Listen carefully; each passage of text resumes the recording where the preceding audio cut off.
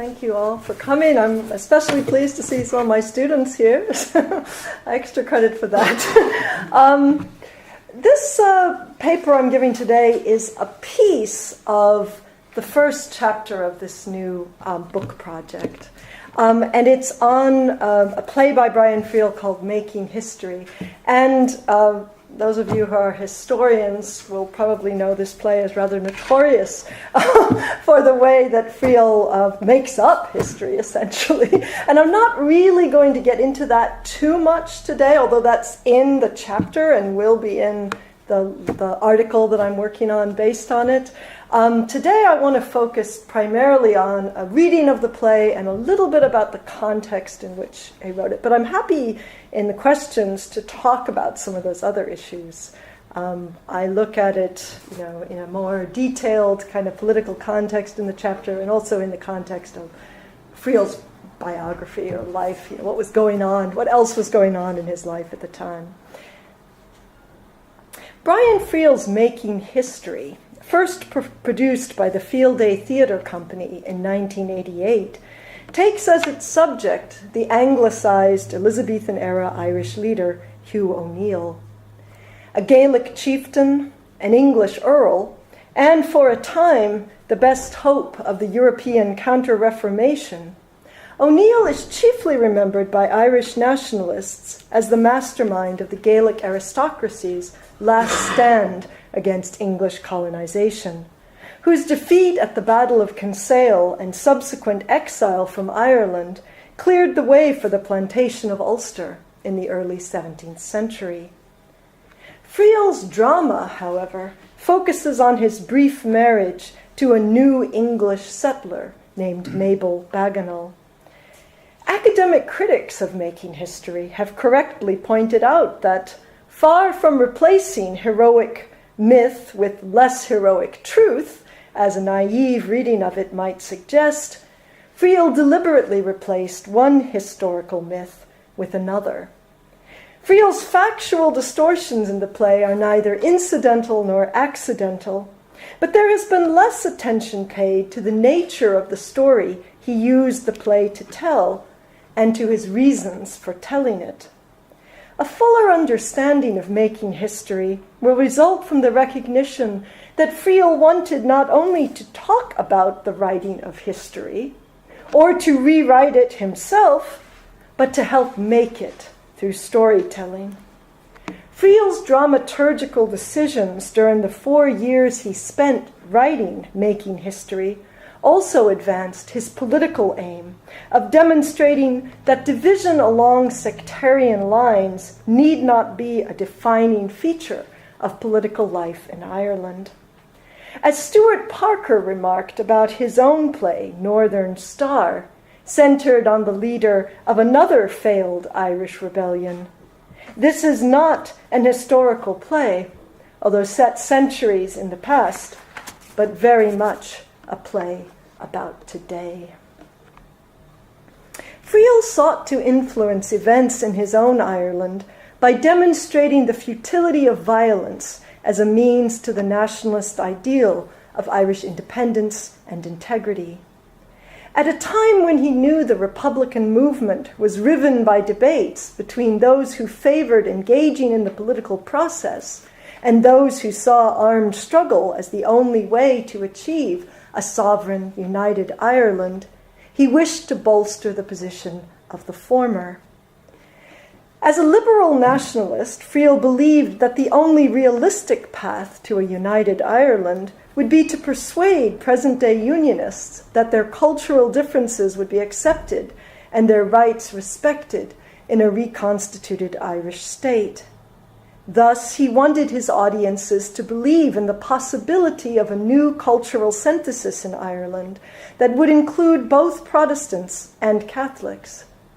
To that end, he wished to show a more positive side of Northern Protestantism than nationalist members of his Irish audiences might previously have encountered, and to give the Unionist members of these audiences sympathetic characters with whom they could identify.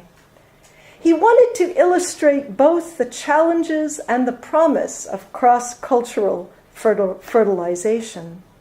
Since none of these goals could be achieved unless the play was widely seen and discussed, Friel also wished to write a popular play, and thus worked hard to avoid a polemical or didactic tone. Making history served his rhetorical purposes best when audiences received it primarily as a good story. Like the Irish literary revival at the turn of the 20th century, the Derry-based Field Day Theatre Company emerged in 1980 largely as a response to political stagnation. Since the 1974 collapse of the first power-sharing devolved government in Northern Ireland, there had been no plausible initiative to bridge the gap between Unionists and Nationalists. As bleak as the situation had seemed in 1974, it looked much worse by 1981, when Friel and Field Day co-founder Stephen Ray invited David Hammond, Seamus Heaney, Seamus Dean, and Tom Paulin to join them on Field Day's board. Between October 1980 and October 1981, two protracted hunger strikes by Republican prisoners to underline their demand for political status had had the effect of greatly increasing sympathy, if not support, for the Provisional IRA among Northern Catholics. Nationalists like Friel, who did not consider violence an effective means towards any positive political end, regarded this development with alarm. Significantly, in a letter to the new Field Day directors in September 1981, Friel noted that one of the ideas he and Ray had for the company was that it might find some means of celebrating the best of the Northern Protestant tradition. Garret FitzGerald, then Taoiseach of the Republic of Ireland, seemed to be thinking along similar lines when he announced on 27 September 1981 his intent to lead a Republican crusade to make this a genuine republic on the principles of Tone and Davis. He regarded it as a basic obstacle to a united Ireland that the Irish state is itself sectarian, not in the acutely sectarian way Northern Ireland was, in which Catholics were repressed, but in the sense that our laws and our constitution, our practices, our attitudes reflect those of a majority ethos and are not acceptable to Protestants in Northern Ireland. Changing these could create a basis on which many Protestants in Northern Ireland would be willing to consider a relationship with us. During the hunger strikes, provisional Sinn Féin had begun contesting elections, soon afterward formally adopting a policy of fielding candidates for these, while at the same time continuing their military campaign. Both the British government and the SDLP began to fear a scenario in which Sinn Féin would surpass the SDLP as the voice of Northern nationalists. An apprehension exacerbated in June 1983 when a UK general election returned Gerry Adams as MP for West Belfast, and Sinn Féin received 13.4% of the total votes to the SDLP's 17.9%. By this time, SDLP leader John Hume, who was incidentally quite close friends with both Brian Friel and Seamus Heaney, had already registered the risk and approached FitzGerald, Taoiseach again after a hiatus through most of 1982, with the idea for a forum where all constitutional politicians committed to a new Ireland would together define what we really wish this new Ireland to be. In particular, Hume asked parties in the Republic to join with us in abandoning rhetoric and, by placing their cards on the table, show what sort of role there will be for the Protestant community. The New Ireland Forum met for a year between May 1983 and May 1984. The four major constitutional nationalist parties on the island participated, representing over 90% of nationalists in Ireland.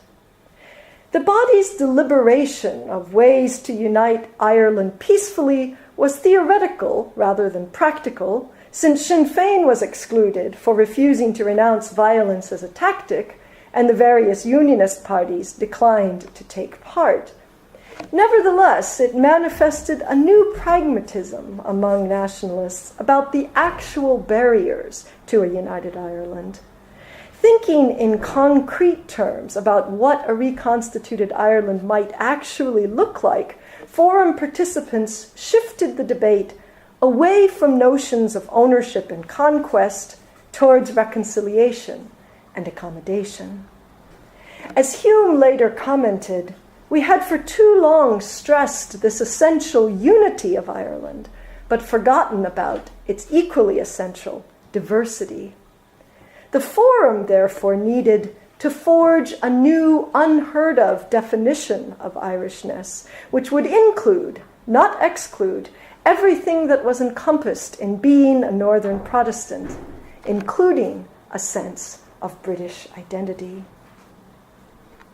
Field Day, too, was publicly committed to creating a sense of Irishness which could gain assent throughout the island. A distinctive feature of the company was its symbolic rejection of both the Republic of Ireland and the United Kingdom in favor of a political entity that did not yet exist. As Friel explained to Fintan O'Toole in 1982, you can't deposit fealty to a situation like the Northern situation that you don't believe in. Then you look south of the border, and that enterprise is in so many ways distasteful. He thought the Republic could be adjusted and could be made very exciting, but it requires the Northern thing to complete it. I'm talking about the whole Northern thing. Declaring his faith in the possibility of a cultural whole available to us, Friel elaborated, how to achieve that and how to contribute to that is one of the big problems. When O'Toole asked directly if Field Day's project depended on political nationalism and on the achievement of a united Ireland, Friel replied coyly, I think it should lead to a cultural state, not a political state. And I think out of that cultural state, a possibility of a political state follows. In keeping with the welcoming spirit that also animated the New Ireland Forum, Field Day devoted considerable energy in the mid-1980s to efforts to reach Northern Protestants, although, owing to the delay between deciding to do something and the fruits of that decision, many of these initiatives were not apparent at the time. These various Field Day projects preoccupied Friel during the period when he was working on Making History, and that play should be seen as part of his effort to orient Field Day towards helping to persuade Northern Protestants that they had more in common with Northern Catholics than with the rest of the British population, even, ideally, to help them recognize that, in some ways at least, they were Irish themselves. The inspiration for Making History probably came to Friel in the spring of 1983, when he read Seamus Dean's contribution to the first set of Field Day pamphlets, Civilians and Barbarians. Dean traces the colonialist imagery of English civilization versus Irish barbarism from the 16th through the late 20th century, and his analysis likely reminded Friel of Sean O'Phelan's book, The Great O'Neill, which had made a significant impression on him years before. In this biography of O'Neill, O'Phelan anticipates the attitudes of both revisionist and post-colonial historians and cultural critics. His interpretation of O'Neill's career centers on his subject's self-division, the way in which he was torn between his respectful comprehension of Renaissance English modes of social and political organization and his abiding fondness for Gaelic culture. In 1587, Queen Elizabeth I proclaimed him Earl of Tyrone and gave him control of a territory roughly corresponding to present-day Northern Ireland. In 1595, after openly rebelling against his English masters, he became the O'Neill, leader of a legendary line of Gaelic chieftains, and the nucleus for the first groping movements of the Irish towards a concept of national identity. Ironically, it was O'Neill's early and extensive exposure to English thought and culture that gave him the perspective necessary to imagine a similar status for Ireland. Reflecting on O'Fuelan's indictment of the Gaelic culture's inflexibility, which made it vulnerable to obliteration in the dawning modern era, Friel decided that this must be close to the kernel of the play, the recognition of, and indeed the demonstrated, theatrically, love for the old ways and the recognition of the demands of change. O'Fuelan believed that O'Neill's wiliness as a politician was integral to his achievement as a military strategist, because, with one fateful exception, he did not let his desire for success in battle obscure his longer-range goal of achieving security and autonomy for himself and his allies. Thus, time and again during the 9 Years' War he led against the English in Ireland from 1595 to 1603, he sued for peace and pardon just when he seemed to be winning. O'Fuelan understood that a military victory in the sense of a vast overthrow of numbers by numbers was always out of the question, asserting that O'Neill was the first to grasp this fact, an able politician and an able general, and the only big man in all Irish history from beginning to end of that dual order. Queen Elizabeth accepted these hypocritical surrenders because, as long as O'Neill maintained control of his own territory, his nominal allegiance represented her only claim to that part of Ulster. Sadly, from this perspective, O'Neill is best known for his uncharacteristic decision to launch a head-on assault on English forces at the Battle of Kinsale in 1601, resulting in a disastrous defeat that effectively determined the outcome of the war and sounded the knell of the old Gaelic order in Ireland. Contemplating this loss in January 1984, Friel wondered, if Kinsale marked the end of Irish independence in any form for 3 centuries, what was determining about the event? He decided at this time that his O'Neill would have to discuss the pursuit of his aims by diplomacy, politics, and arms. O'Fuelan emphasizes that much of the pressure on O'Neill in December 1601 stemmed from the invading Spanish fleet's choice of Kinsale in the extreme south of Ireland as their landing point. O'Neill's hopes for an outright military victory hinged on such foreign intervention, but Spain's interests and his own did not entirely align. If the Spanish had been as focused as he was on consolidating control of Ireland, they would have landed in the north or west of the island, where the native population was already roused against the English colonists. Instead, they were thinking beyond the Irish campaign to an intended invasion of England.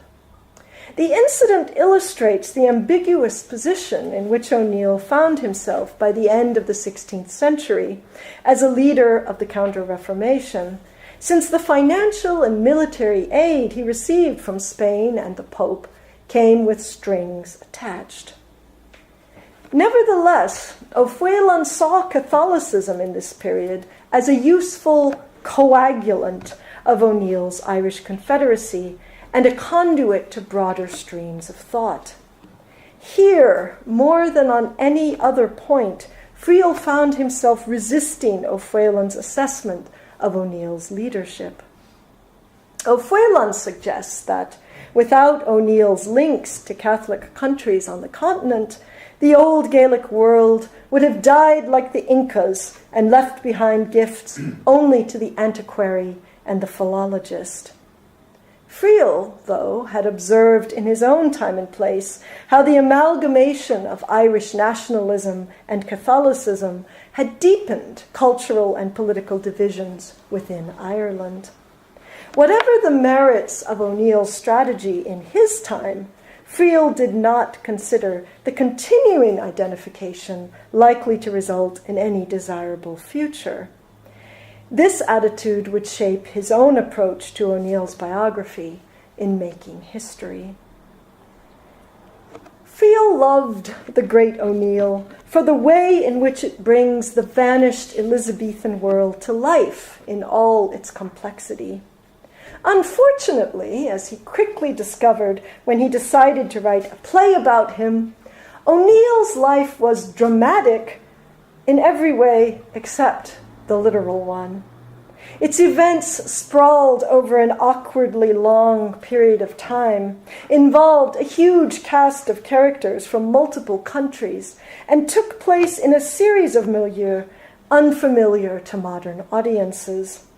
Moreover, and most important, the conflict that chiefly interested Friel was an internal one, played out in O'Neill's hybrid mind.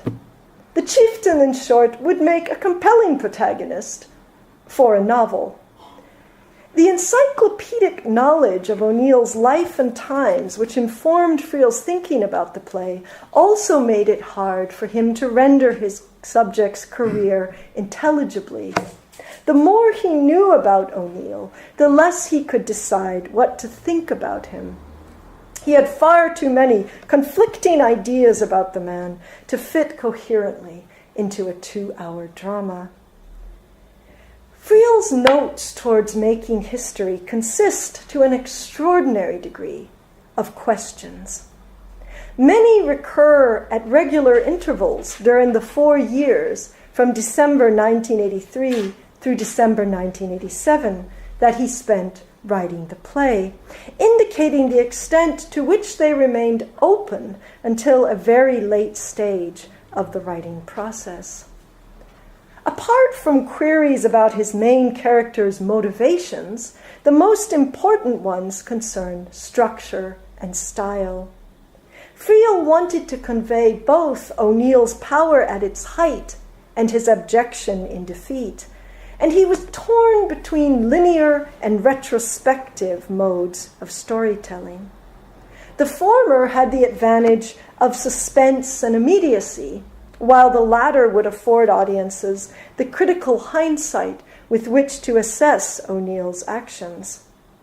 In his first set of notes, dated 7 December 1983, Friel hit upon the idea of setting Act 1 in O'Neill's pre-Kinsale full power and Act 2 post-Kinsale, the form the finished play eventually took. Yet he continued to revisit the structural question for nearly 3 additional years, until at least early October 1986, repeatedly weighing the possibility of setting the play after O'Neill's defeat and presenting events from earlier in his life in flashbacks. He returned frequently to a scene suggested by O'Fuelan, in which an aged, drunken O'Neill, stranded in Rome after fleeing Ireland in 1607 with another Gaelic leader and their households, an event known in Irish nationalist mythology as the Flight of the Earls, watches helplessly as a church official sharing his living quarters, Archbishop Lombard, writes a history that turns him into a star in the face of all the facts that had reduced him to poverty, exile, and defeat. Friel could not decide, however, what the main action of his drama should be. Stylistic questions also preoccupied him, and he considered various non-naturalistic modes of presentation in an effort to make his audience think as hard about O'Neill and his relevance to modern Ireland as he himself was doing. A few months into the composition process, Friel developed an interest in O'Neill's third wife, Mabel Bagenal, who stood out from the others by virtue of her non-Gaelic lineage and upbringing. Half O'Neill's age, and the daughter of the former Queen's Marshal in Ireland, Sir Nicholas Bagenal, who for nearly 20 years had steadfastly opposed O'Neill's advancement within the English colonial system, a less likely mate for him could hardly have been imagined. Her brother Henry, the current Queen's Marshal, vehemently opposed the match, but the couple circumvented his objections by eloping in August 1591, less than 8 months after the death of O'Neill's second wife. O'Phelan devotes only half a dozen pages of his book to this marriage, full of incongruity in race and rank and religion, characterizing it as a rare lapse in a life marked by self-discipline and self-interest. His brief survey of the relationship relies prominently on speculation. This inexperienced English girl may finally have seemed to his humiliated eyes nothing but a silly little weakling when he realized that his passion had betrayed his pride into a mesalliance. Nicholas Canny, an academic authority on Irish history of the period, with whom Friel corresponded as part of the research for his drama, regards the marriage differently, as a failed power play, an attempt by O'Neill to align his interests with those of the Bagenal family that backfired because Henry never accepted the union. Friel then deliberately departed from his sources in depicting O'Neill's marriage to Mabel as a genuine love match in making history. This portrayal developed gradually over a number of years, however. Adding Mabel to his contemplated cast of characters early in 1984 served less to introduce a love interest than as a way for Friel to externalize the psychic action. Including a colonist who was also on intimate terms with O'Neill allowed the playwright to convey the cultural divisions of Elizabethan Ireland and O'Neill's self-division to an audience likely ignorant of both. At times, he focused on familiar binaries in thinking about the pair, musing in late February 1984 that if the heart of the play is the Mabel-Hugh relationship, she would have to represent Protestant, Ulster, England, and New English, while he stood for Catholic, Gaelic, Ireland. At the same time, Friel saw them as individuals, subject to complementary historical imperatives. She is poised somewhere between her new colony and England, while he is poised somewhere between the dying Gaelic past and an unknowable future. Eventually, Friel hit upon the idea of including Mabel's sister Mary as a character, and shifting the responsibility for representing the official colonial attitude onto her, freeing Mabel to become a more complex hybrid character, like O'Neill himself.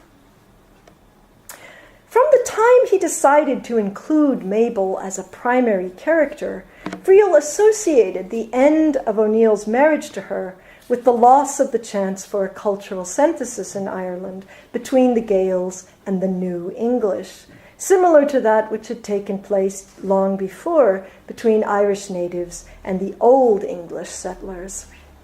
One of the biggest technical challenges he faced after deciding to center his O'Neill play on the chieftain's marriage to Mabel was created by the fact that she had died in 1595, when his storied career as an Irish rebel and counter-Reformation leader was effectively just beginning.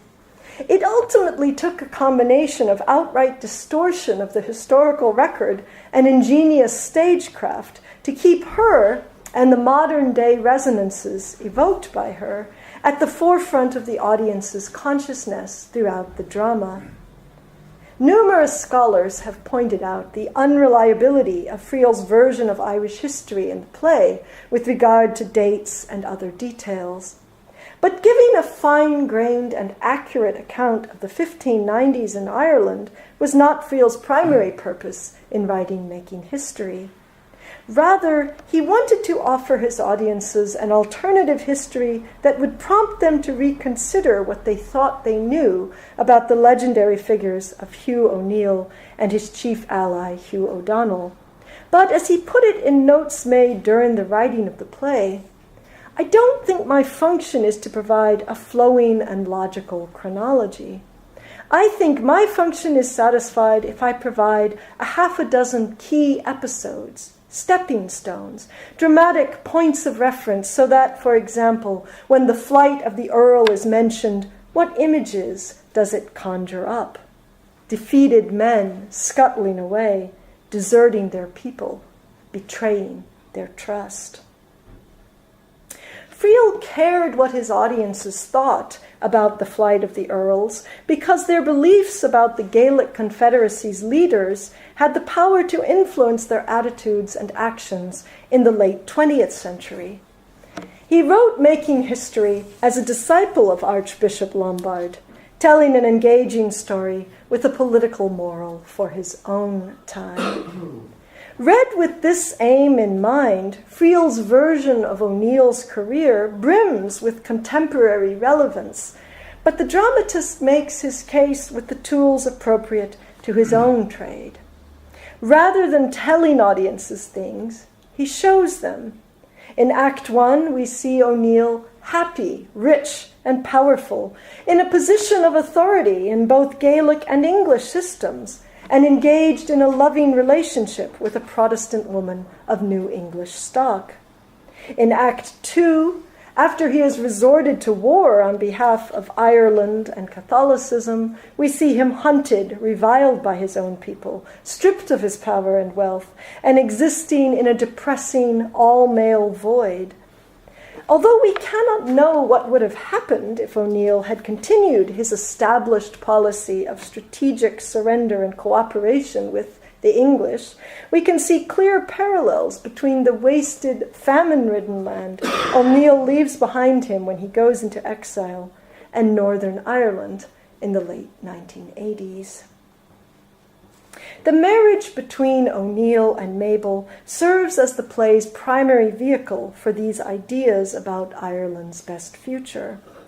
Although both journalistic and academic critics invariably refer to Mabel as English, a proper understanding of the play's political subtext requires the recognition that she is more accurately described as an Ulster Protestant. Establishing this identity is an important purpose of her conversation with her sister in Act 1, Scene 2, in which the siblings discuss in loving detail the landscape surrounding their childhood home in Newry, the only home, besides O'Neill's house, that Mabel has ever known.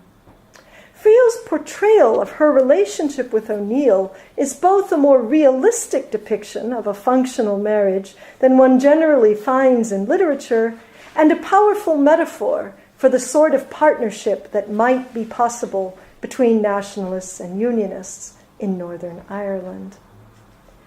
From the beginning of Making History, Friel takes pains to establish Mabel as a person of substance. Any initial impression that O'Neill is just another middle-aged man besotted with a woman young enough to be his daughter is dispelled by her first appearance, when she meets his openly hostile co-conspirators, Hugh O'Neill and Archbishop Peter Lombard.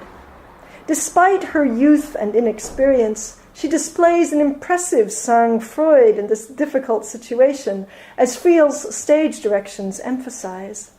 Later, alone with O'Neill, Mabel admits to having been terrified.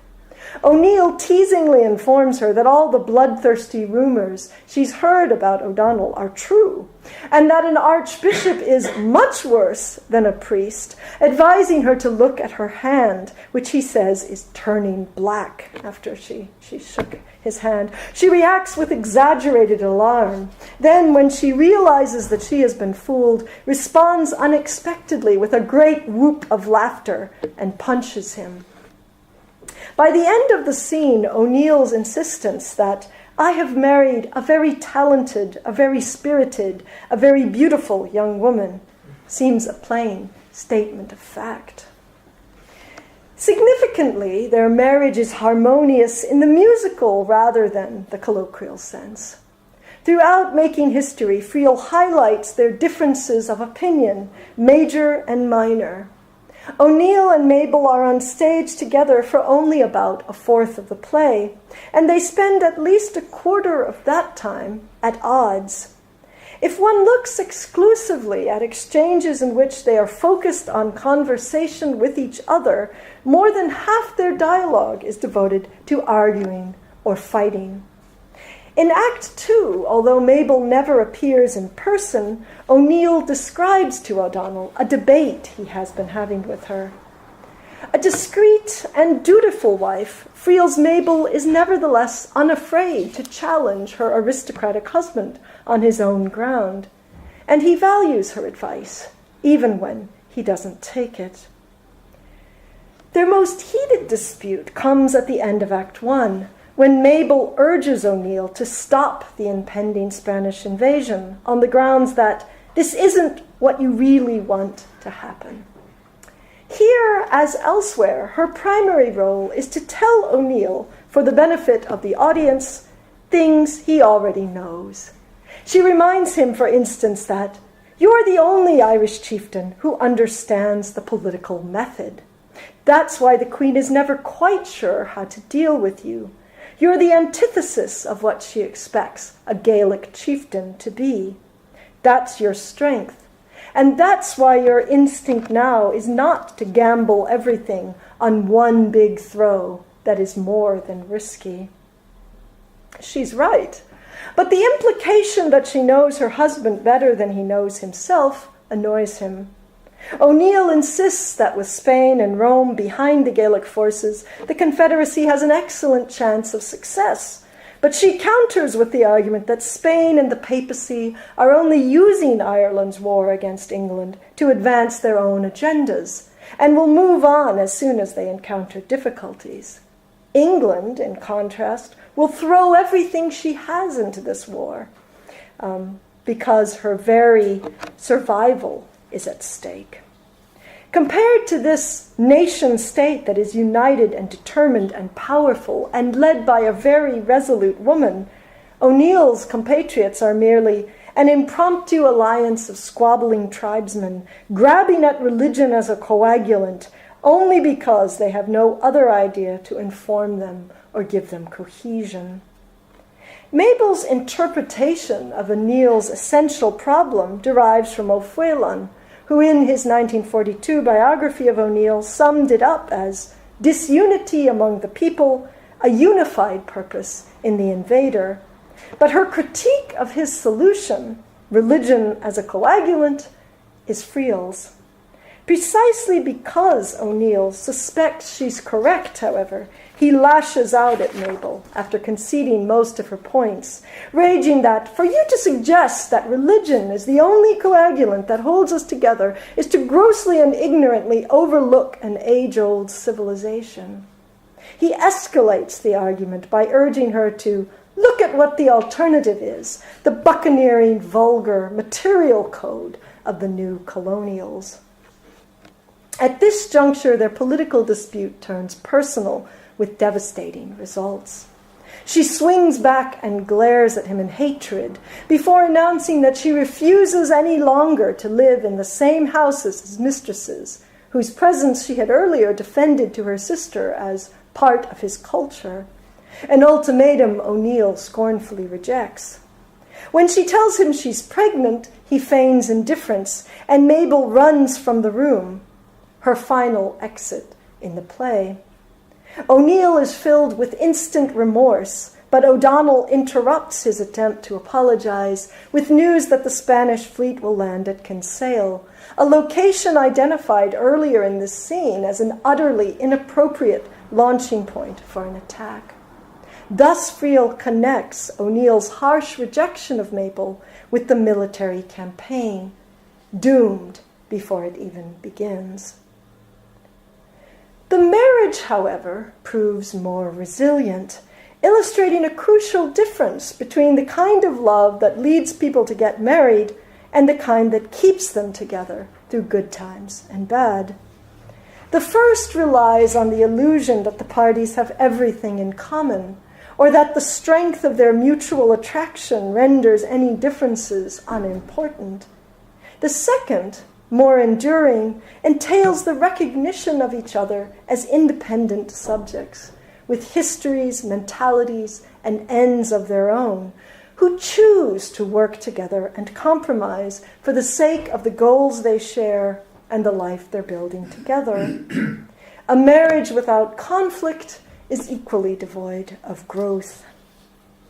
Mabel doesn't appear on stage in Act 2 of the play, but she remains notably present in her absence. The first scene of this act begins months after the defeat at Kinsale, with O'Donnell returning from a scouting expedition to O'Neill's hiding place in the mountains. And almost as soon as he enters, he asks about Mabel. O'Neill reports that his secretary, Harry, has taken her to an ally's home to give birth, since she wasn't able to keep moving about anymore. O'Donnell, unbidden, remarks that she's been terrific, not a whimper out of her all these months, and us skulking about like tramps. And O'Neill concurs. After the two men discuss the dire state of the country, their conversation turns to the future. O'Donnell has delegated his title to his brother and will be leaving Ireland. O'Neill has not yet decided what he'll do, but confesses that "my instinct is to leave like you." O'Donnell confirms his changed opinion of O'Neill's marriage by asking, "What does Mabel think?"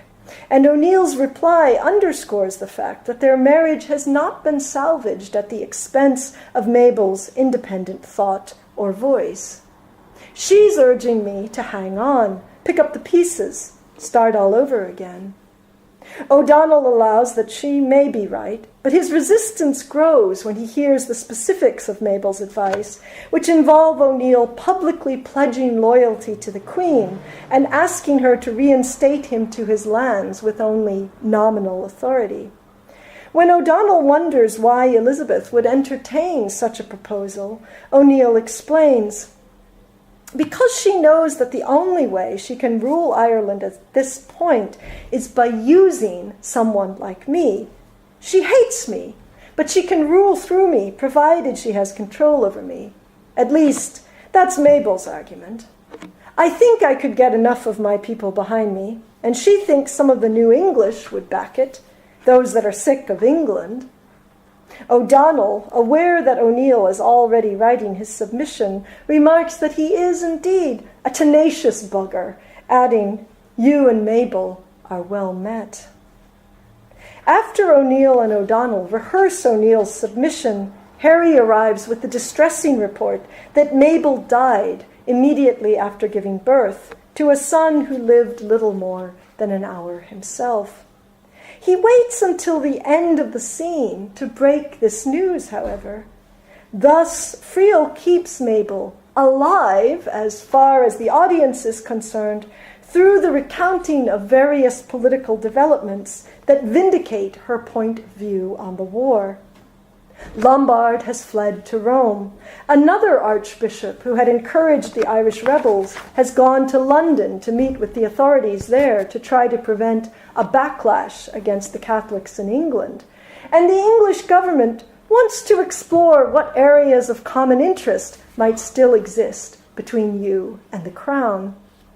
Most significant politically is Harry's account of a conversation with their hostess just before Mabel went into labor.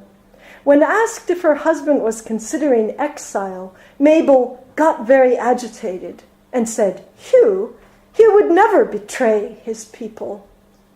At a stroke, Friel reverses the traditional nationalist valuation of the flight of the earls. In making history, pragmatic accommodation with the colonial power of the sort that Mabel advocates represents a chance to protect Gaelic culture, while clinging to a stance of ideological purity is a form of betrayal.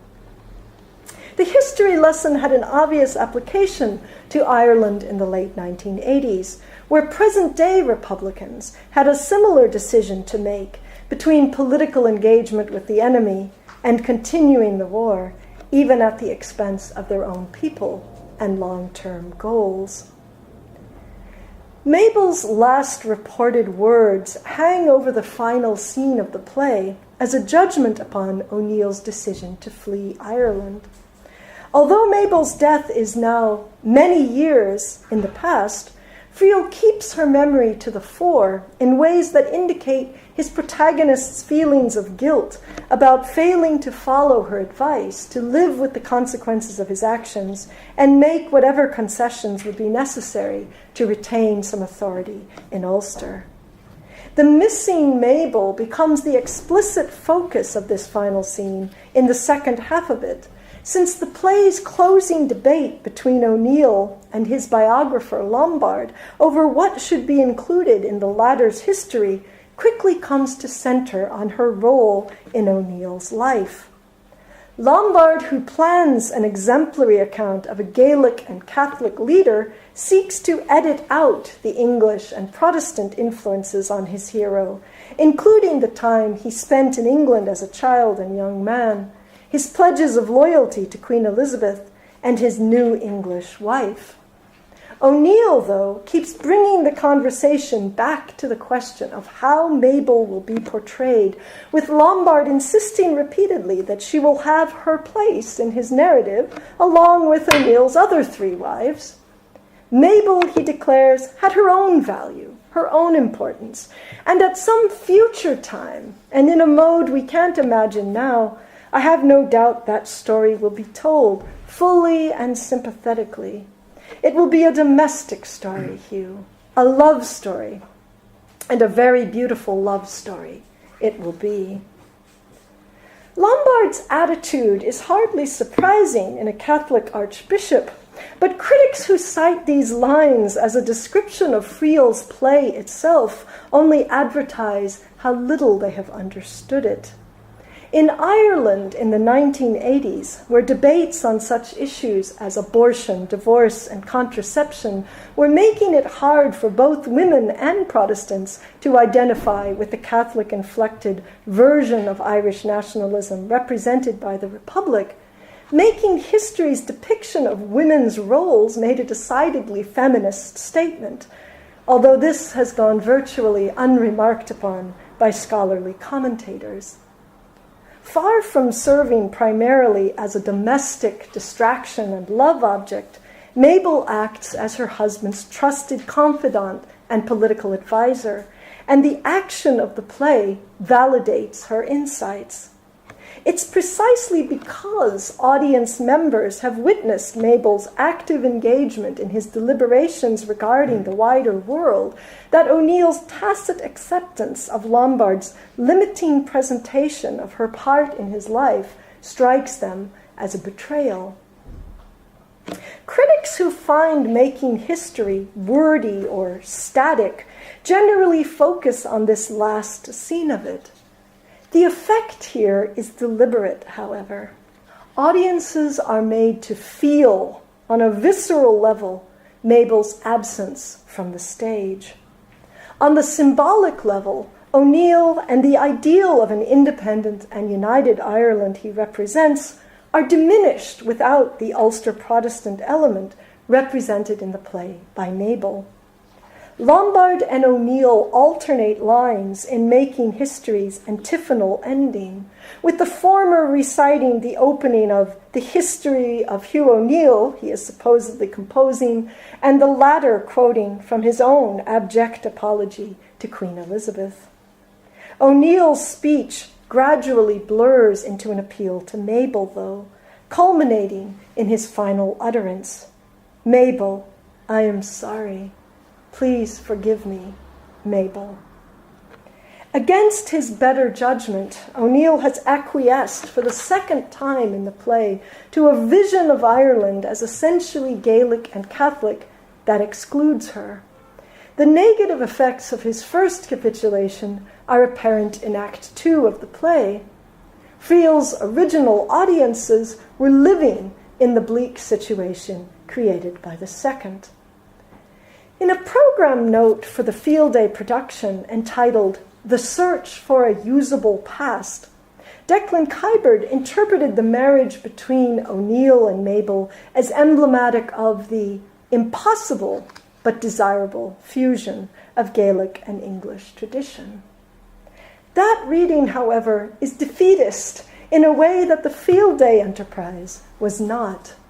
Friel's ambiguous conclusion invites audience members to ponder the questions raised by the debate between O'Neill and Lombard about what should be remembered and how, in the hope that they will find a way to avoid repeating the mistakes of the past.